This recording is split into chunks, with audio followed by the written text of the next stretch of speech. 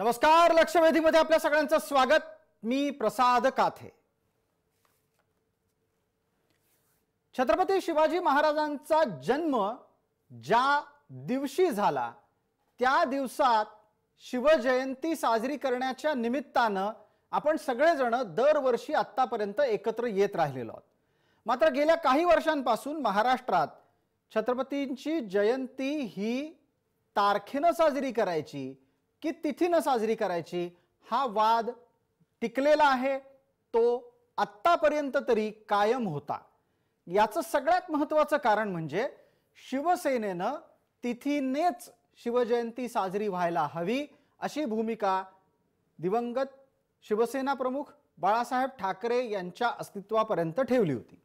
बाळासाहेब ठाकरे यांचं निधन झाल्याच्या नंतर आणि राजकारणात एकूणच झालेले बदल लक्षात घेता एक अत्यंत महत्त्वपूर्ण आणि ताजा बदल घडलेला आहे। तो असा आहे की शिवसेनेच्याच दोन आमदारांनी जनतेची भावना आहे असं म्हणत शिवजयंती तारखेनं साजरी होण्याच्या बाबत कल व्यक्त केलेला आहे। हा वैचारिक 360 अंशातला बदल आहे जो शिवसेनेच्या लोकप्रतिनिधींमध्ये होतोय। हा अशा प्रकारचा बदल का व्हावा याची चर्चा एका बाजूला गरजेची आहे, पण दुसऱ्या बाजूला तारखेनं शिवजयंती करण्यापेक्षा तिथीनं शिवजयंती करणं हे कसं तर्कसंगत आहे हेही अधोरेखित करायला हवं। आपण ज्या तारखेनं शिवजयंती साजरी करतो ते ग्रेगरियन कॅलेंडर आहे आणि या ग्रेगरियन कॅलेंडरातले दोषही आपल्याला या चर्चेच्या निमित्तानं समोर आणायचे आहेत। आपल्या सोबत या चर्चेत विविध मान्यवर आहेत, त्यांचा परिचय आपल्याला करून देतो। तुर्तास विषयाची सुरुवात, शिवजयंती कशी साजरी करायची।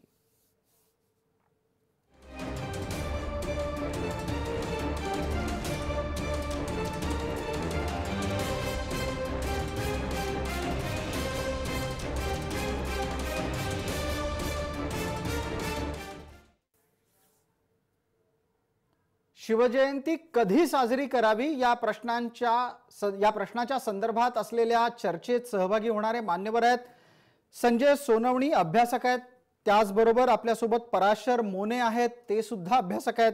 या दोन अभ्यासकांच्या सोबत आपल्याशी जोडले गेलेले आहेत शिवानंद भानुसे, प्रवक्ता आहेत संभाजी ब्रिगेडचे। माझा पहिला प्रश्न संजय सोनवणी यांना आहे। संजयजी, माझा आवाज आपल्यापर्यंत येत असेल अशी अपेक्षा आहे। आपलाही थेट संपर्क आमच्यापर्यंत पोहोचलेला आहे। संजयजी, महाराष्ट्रामध्ये हा तिथी आणि तारखेचा वाद किती जुना आहे? हा का जन्माला आला? कोणी जन्माला घातला? खरं म्हणजे परंपरावादी जे लोक आहेत ते भारतीयकरण करायचं प्रत्येक गोष्टीचं म्हणून तिथीचा आग्रह धरतात। याच्यामध्ये ज्याला आपण कडवे हिंदुत्ववादी म्हणू यांचा समावेश होतो। शिवसेनेने आपल्या विचारांमध्ये बदल केला जो दिसतोय आपण जे बोलल्याप्रमाणे तो खरं तर स्वागतार्ह आहे। तिथीने साजरी करण्यापेक्षा तारखेने साजरी करणं सोयीसाच्यासाठी आहे की आता हे कॅलेंडर जगमान्य आहे आणि मग त्याच्यामध्ये कोणत्याही प्रकारचा गोंधळ होण्याची शक्यता नाही। लोकांच्या लक्षात राहायलाही सोपं, कारण तिथीचा गोंधळ असा होतो की कोणती तिथी नेमकी कोणत्या दिवशी काही क्षय तिथी असतात, हा सगळा गोंधळ तिथी प्रकारती आहे। म्हणजे दोष हा कॅलेंडर परिपूर्ण कॅलेंडर असं आपल्याला जगात कोणतंही नाही असं आपल्याला म्हणता येईल। परंतु आता जी कॅलेंडर आज वापरलं जात आहे कारण शेवटी कालगणना ही माणसाने आपल्या सोयीसाठी निर्माण केलेली आहे। तर सोयीसाठी निर्माण केलेली कालगणना जी आहे कॅलेंडर जे आहे ते सद्यस्थितीत वापरणं आणि त्याप्रमाणेच शिवजयंती किंवा कोणतीही गोष्टी ज्या आहेत त्या साजऱ्या करणं तिथीचा आग्रह धरल्यामुळे आपण फार परंपरावादी होतो किंवा राष्ट्रप्रेमी होतो अशातला काही भाग नाहीये। धर्मप्रभूचं पाहूनही होत नाही, कारण ह्या आपल्या स्वतःने आपण जी साजरी करतो त्याची सुरुवातच त्याच्यातच शके आहे। मग शकही तुम्हाला पडपडके म्हणावं लागेल, त्यामुळे हा आग्रह धरणं अत्यंत चुकीचं होतं। त्यामुळे तारखेने साजरं करणं हे चांगलं आहे। शिवसेनेच्या विचारांमध्ये जर बदल झाला असेल तर निश्चितच स्वागतार्ह आहे असं मी म्हणेल।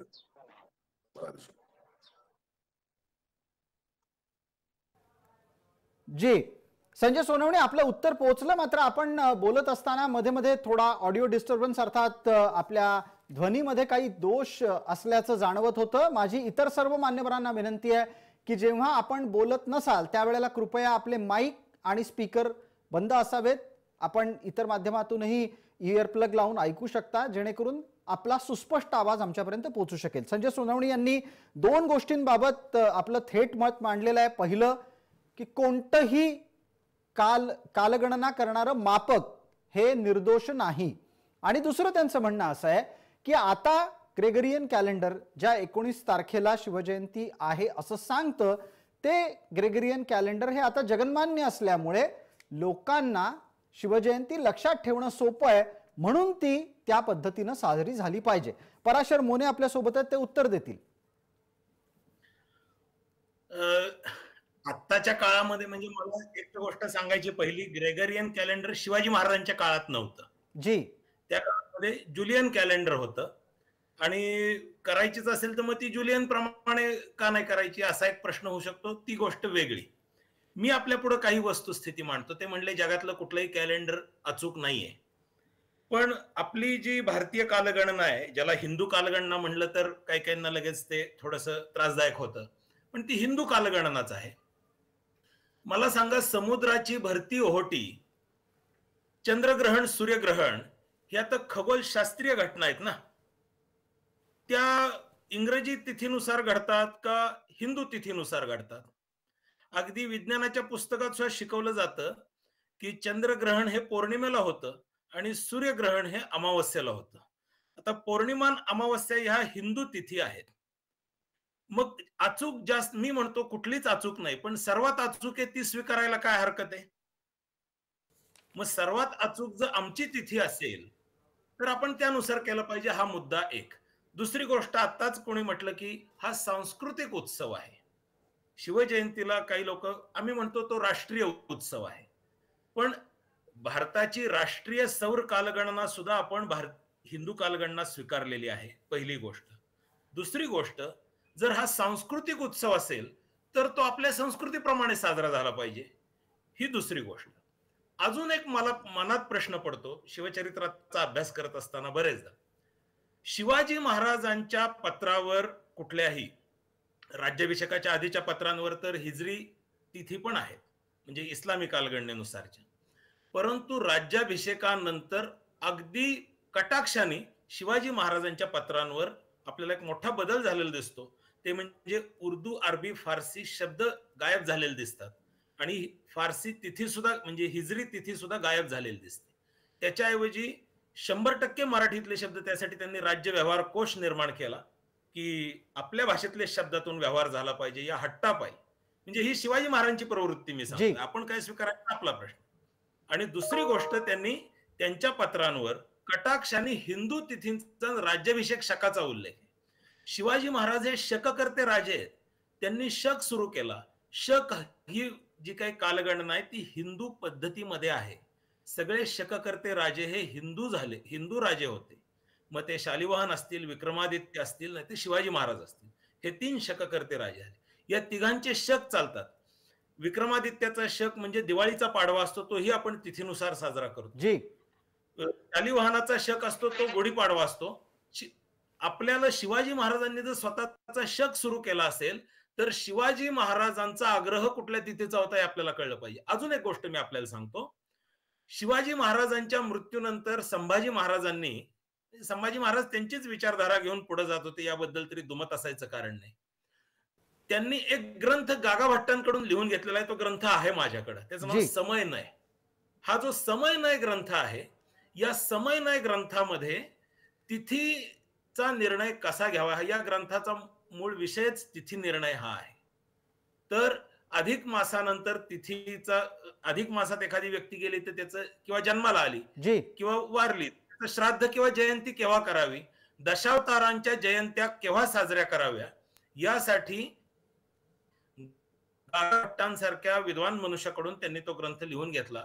त्याचा उद्देशच तिथी निर्णय, म्हणजे संभाजी महाराजांचा आग्रह सुद्धा आपल्याला कळतोय यातून.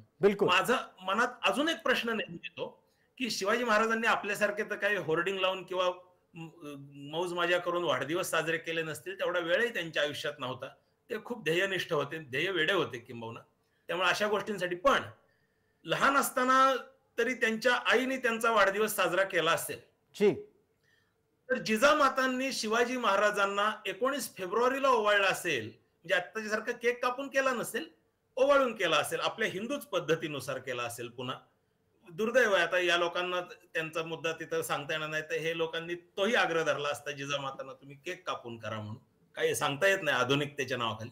पण जिजामातांनी त्यांच्या मुलाला म्हणजे शिवाजी महाराजांना, मला या सगळ्यांना प्रश्न विचारायचा आहे की फाल्गुन वद्य तृतीयेला ओवाळला असेल की 19 फेब्रुवारीला ओवाळला असेल? याचं उत्तर आपण घेऊ. पराशरजी एक वेळ मर्यादा पाळायला हवी आपल्याला. पटकन शिवानंद भानोसे यांच्याकडे जातोय.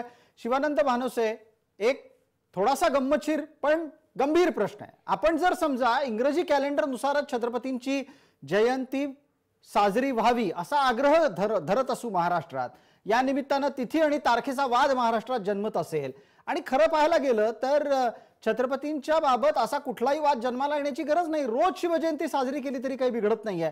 पण तुमचा आग्रह आहे, गेले अनेक वर्ष तुम्ही हे मांडत आलेला आहात की तारखेनंच करा. तर शिवकाळामध्ये कशा पद्धतीनं महाराजांना वाढदिवस साजरा करण्याच्या निमित्तानं ओवाळलं गेलं असेल असा एक प्रश्न पराशर मोनेंनी उपस्थित केला. काही तपशील आहे का ब्रिगेडकडे याबाबत? सर, सर्वप्रथम जय जिजाऊ. जी. मुद्दा असा आहे की सुरुवातीला त्यांनी हिंदू कॅलेंडर वगैरे असा उल्लेख केला. मुद्दा असा असतो की कुठल्या धर्माचं कॅलेंडर वगैरे नसतं, हे आपण पहिल्यांदा लक्षात घेतलं पाहिजे. कॅलेंडर दोनच आहेत. पहिलं कॅलेंडर आहे चंद्र कॅलेंडर आणि दुसरं कॅलेंडर आहे सूर्य कॅलेंडर. हे जे म्हणतायत ते चंद्र कॅलेंडर आहे आणि हे सूर्य कॅलेंडर आहे. चंद्र कॅलेंडर जवळपास कालबाह्य झाल्यासारखं आहे आणि जगभर सध्या सूर्य कॅलेंडर आहे. थोडक्यात इंग्रजी कॅलेंडर आहे.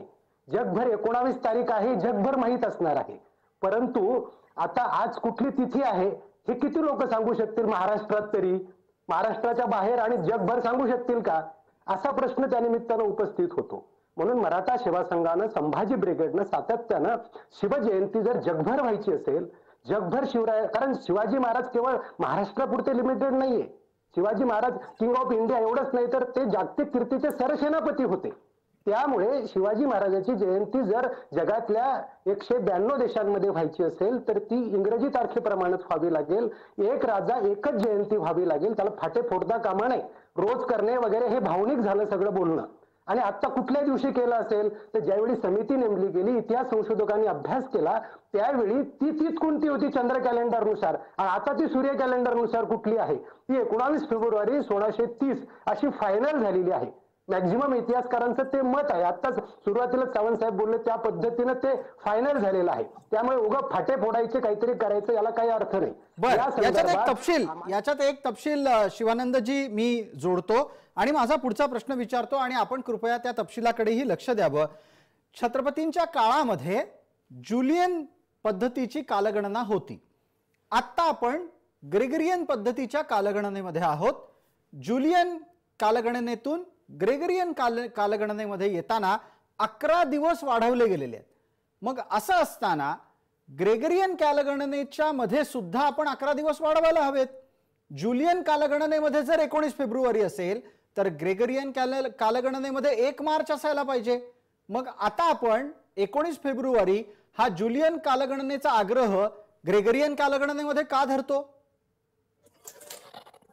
मुद्दा असा आहे काथे साहेब, मुद्दा असा आहे की जे चंद्र कॅलेंडर आहे त्या चंद्र कॅलेंडर प्रमाणे तीच घटना हा प्रकार आपल्याकडे असतो.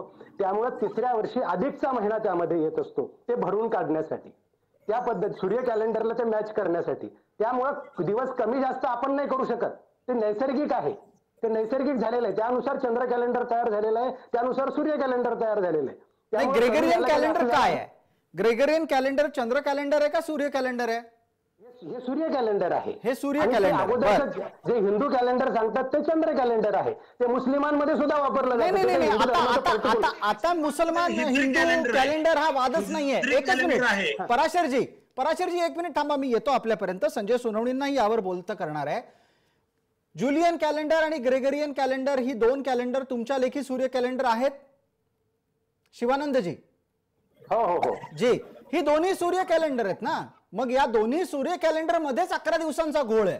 म्हणून मी आपल्याला विचारलं की जुलियन सूर्य कॅलेंडर नुसार 19 फेब्रुवारी असला जो ऐतिहासिक घटनाक्रम आहे, अर्थात छत्रपती शिवाजी महाराजांचा जन्म, हा ग्रेगरियन कॅलेंडर मधल्याही 19 तारखेला कसा असेल? तांत्रिक मुद्दा आहे आणि हा तांत्रिक मुद्दा चर्चेत आला पाहिजे. दोन्ही सूर्य कॅलेंडर मधलाच घोळ मी समोर आणतोय, चंद्र कॅलेंडरची तुलनाच करत नाही. तिथीनी फाल्गुन वद्य तृतीयेची चर्चाच नाहीये इथे. इथे फक्त एका सूर्य कॅलेंडरची दुसऱ्या सूर्य कॅलेंडर मधल्या तफावतीची तुलना आहे. ओके, कसं आहे माहितीये का, इंग्रजी कॅलेंडर जे सध्याचं आहे ते मूळ सूर्य कॅलेंडरच आहे. ते जे दोन तुम्ही कॅलेंडर सांगता ते आहेत, पण सध्या इंग्रजी कॅलेंडर कुठलं चालतंय जगभर? आज जर तारीख विचारली काते साहेब आपल्या सगळ्यांनाच, आजची तारीख किती असा जर प्रश्न विचारला तर 16 फेब्रुवारी आहे. जगभर तुम्ही जपानमध्ये विचारा, अमेरिकेत विचारा, कुठल्याही देशात विचारा, 30 तारीख असेल की नाही? 30 नाही, तारीख तसं आहे की नसतं, नाही? तसं नसतं. पण चर्चेसाठी मान्य करू. आपल्याला हेही माहिती आहे शिवानंदजी की आज अमेरिकेत तारीख या क्षणाला वेगळी आहे, ऑस्ट्रेलियामध्ये वेगळी तारीख आहे, खंड वेगळे वेगळे आहेत, प्रत्येक जण पुढे मागे काही काही तासांनी चाललेला आहे. ठीक आहे, पण तर्काला तुमचा मुद्दा आपण लक्षात घेऊ. तुमचं म्हणणं काय आहे? जग एक प्रकारची कालगणना स्वीकारत असेल तर छत्रपती शिवरायांची जयंती ही एका कालगणनेतल्या एका दिवसाला मान्य करायला हवी. पण यातला मूळ घोळ अजूनही सुटत नाही. सूर्य कॅलेंडर मधलेच भेद आपल्या समोर आहेत, तेच आपल्याला अद्यापही मान्य आहेत की नाही हाही मुद्दा आहे. संजय सोनवणींकडे जाऊया, त्यानंतर पराशर मोने परत एकदा उत्तर देण्यासाठी आपल्या सोबत जोडलेलेच आहेत. संजयजी, हा सूर्य कॅलेंडरच्याच मधला घोळ असतानाही आपण त्याबाबत सुद्धा स्वतःला मग अपडेट करायला हवं. आपल्याला जर समजा परंपरागत असलेली हिंदू कालगणना स्वीकारायची नाही, जगात एक विशिष्ट कालगणना आहे म्हणून त्यानुसार आपल्याला शिवजयंती 19 तारखेलाच साजरी करण्याचा आग्रह धरायचा असेल, तर माझी विनंती अशी आहे की मग जुलियन ते ग्रेगरियन या प्रवासात वाढलेल्या 11 दिवसांचा हिशोब कसा मोजायचा? याच्यामध्ये दोन गोष्टी आपण लक्षात घ्यायला पाहिजे की समजा एखाद्या वर्षी 19 फेब्रुवारीला का तिथीप्रमाणे जी आहे ती क्षय तिथी आली, क्षय तिथी आली समजा, त्या दिवशी तिथीच नाहीये, तर मग त्या वर्षी शिवजयंती साजरी करायची नाही असं कसं वाटलं? ही झाली पहिली गोष्ट. अधिक मासे येत असतात आणि जो फरक जो ग्रेगोरियन आणि जुलियन कॅलेंडर मध्ये आलेला आहे याचं कारण त्यासाठी आपण कॅलेंडरचा इतिहास पाहिला की संजयजी आपण आपलं म्हणणं मांडा. माझी विनंती आहे आपल्याला, आपल्याकडे जर कृपया स्पीकर सुरू असेल तर तेवढा बंद करावा. आता आपण आपलं म्हणणं मांडू शकता. काय झालंय, तोच आवाज परत घुमतोय, त्यामुळे प्रेक्षकांना आपला मुद्दाच ऐकू जात नाहीये. बोला संजयजी. तर जुलियन आणि ग्रेगोरियन कॅलेंडरमध्ये फरक याच्यासाठी आहे की कालगणना अचूक व्हावी यासाठी शास्त्रज्ञ, खगोलतज्ञ हे सातत्याने निरीक्षण करत होते, अभ्यास करत होते. त्यानंतर लक्षात आलं सूर्याभोवती जी फिरण्याची गती आहे त्याच्यामध्ये दरवर्षी किंचित फरक पडतो. तो फरक मॅच करण्यासाठी ख्रिस्त काळापासून, त्यामुळे ख्रिस्ताची हे वर्ष सुद्धा, जन्मवर्ष सुद्धा बदललं आणि हे अंतिम त्याला रूप या ग्रेगोरियन कॅलेंडर मध्ये देण्यात आलं. त्यामुळे ते संजयजी, आपण मांडलेल्या याही मुद्द्यांना स्पर्श करू आणि त्यानिमित्तानं पराशर मोरे आपलं उत्तर आता पटकन अपेक्षित करतो. वेळ मर्यादा आहे याचं कृपया भान ठेवावं. एक पटकन मिनिटभरामध्ये उत्तर द्या की दोन सूर्य कॅलेंडर मधला घोळ एका बाजूला, दुसऱ्या बाजूला जग एक विशिष्ट कालगणना स्वीकारतं म्हणून आपण तारखेनुसारच साजरी करा हाही तर्क. पण हे फक्त शिवाजी महाराजांबद्दलच का? बौद्ध पौर्णिमा तारखेनी साजरी होते का? नाही होत. ईद येते का तारखेनी? नाही येत. अहो, ज्या ख्रिस्ताचा पुनर्जन्म झाला तो ख्रिस्ताचा पुनर्जन्म सुद्धा तारखेनं साजरा होत नाही. मग छत्रपतींबाबत हा आग्रह का?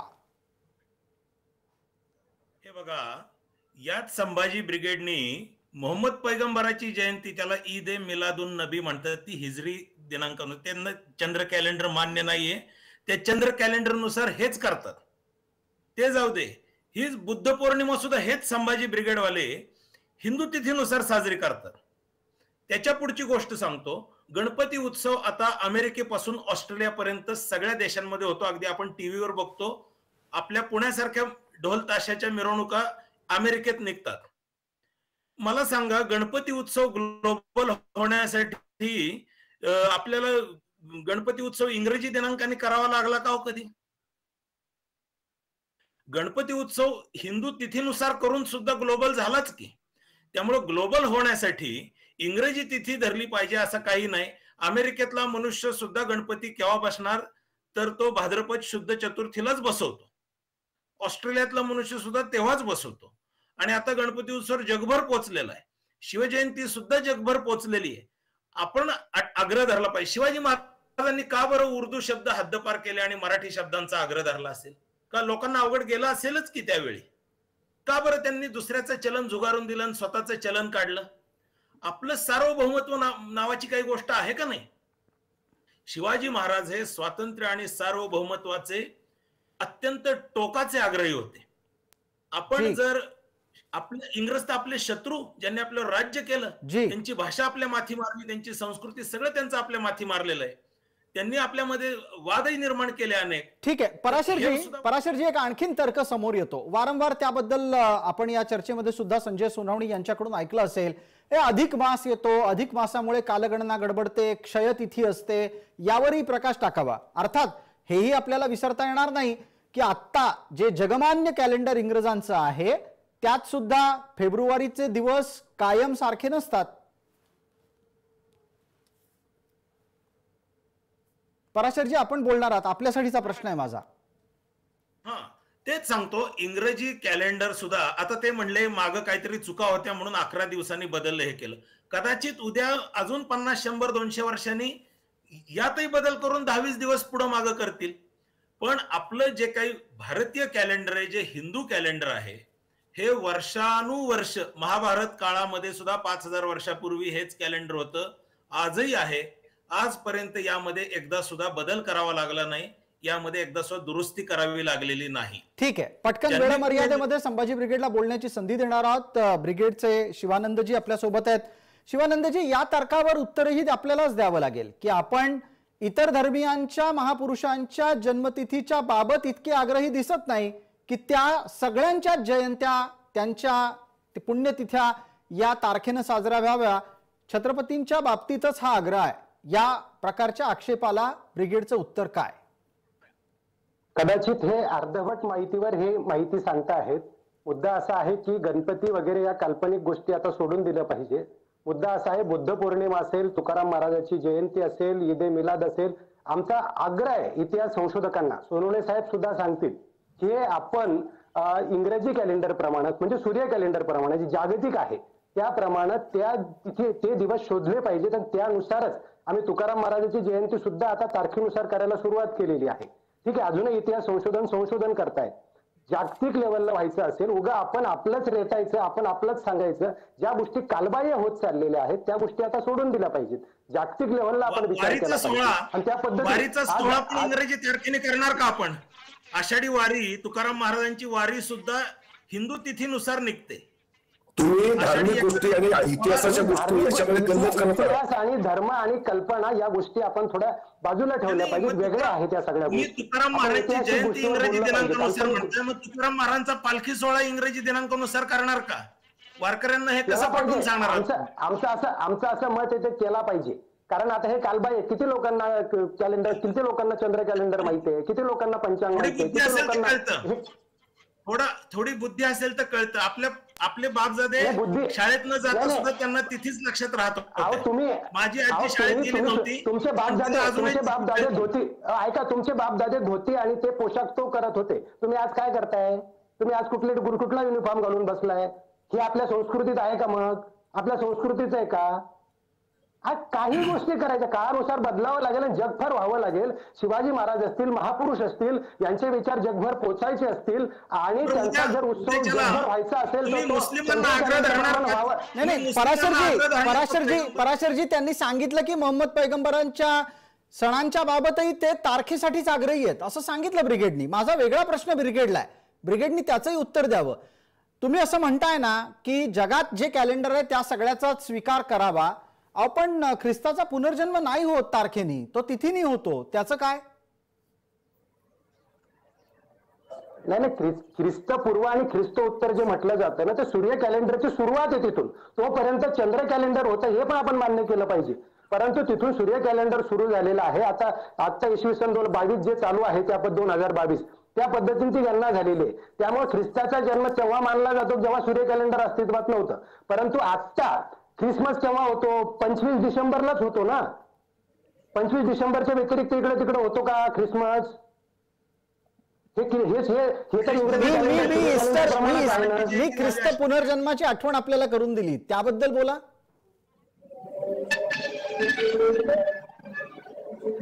शिवानंदजी आपल्याला प्रश्न विचारला, ऐकायला आलाय का?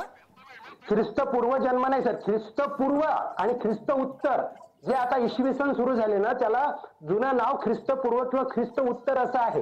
त्या जेव्हापासून इंग्रजी अर्थात सूर्य कॅलेंडरची गणना सुरू झाली तेव्हापासून, सोनवणे साहेब सांगतील त्या पद्धतीने ते आहे. म्हणून आता ख्रिसमस जे सांगितलं 25 डिसेंबरलाच होतो, तो इंग्रजी कॅलेंडर प्रमाणे आणि सूर्य कॅलेंडर प्रमाणेच आहे, हे आपण लक्षात घेतलं पाहिजे सगळ्यांनी. आणि ईस्टर कधी असतो मग? अहो सर, ते ख्रिस्त पूर्व म्हणजे काय? ख्रिस्त होते, ख्रिस्त ज्या दिवशी ख्रिस्त गेले तेव्हापासून गणना सुरू झाली. पुनर्जन्म त्यांचा तिथीने येतो का तारखेने येतो? पुनर्जन्मावर आमचा विश्वासच नाहीये. अच्छा, त्यांचा आहे. ते ख्रिस्ताचा पुनर्जन्म तारखेने साजरा करतात का तिथीनं साजरा करतात? आपण इतिहासावर बोलतो, पुनर्जन्मावर नाही, धर्मावर नाही, कल्पनेवर नाही, ललितवर नाही, आपण बोलतो इतिहासावर. आणि इतिहास हा ऑथेंटिक असतो. त्यामुळे आपण जी सूर्य जनगणना आहे ती सूर्य जनगणना अर्थात आता इंग्रजी कॅलेंडर प्रमाणे ते कॅलेंडर आहे आणि ते आपण स्वीकारलं पाहिजे. म्हणजे जगभर आपल्याला ते उत्सव करता येतील, जगभर विचार नेता येतील, आपण व्यापक झालं पाहिजे, संकुचितपणा आता सोडला पाहिजे. ठीक आहे शिवानंदजी, आपली भूमिका पोहोचली. वेळ मर्यादेमध्ये पटकन संजयजी सोनवणी आपल्या सोबत आहेत, पराशरजी मोने आहेत, दोघांनाही उत्तर देण्याची संधी आहे. दोघांसाठी वेगळे वेगळे स्वतंत्र प्रश्न आहेत. पटकन एक प्रश्न असणार आहे पराशरजी आपल्यासाठी. ज्या पद्धतीने जागतिक होण्याच्यासाठी इंग्रजी कॅलेंडर स्वीकारा असा आग्रह आहे, याचं नुकसान काय? अजिबात आवश्यकता नाहीये. गणपती उत्सव असू दे, दिवाळी असू दे किंवा मुस्लिमांचे सण असू दे, पैगंबर जयंती अख्ख्या जगामध्ये एकाच दिवशी केली जाते.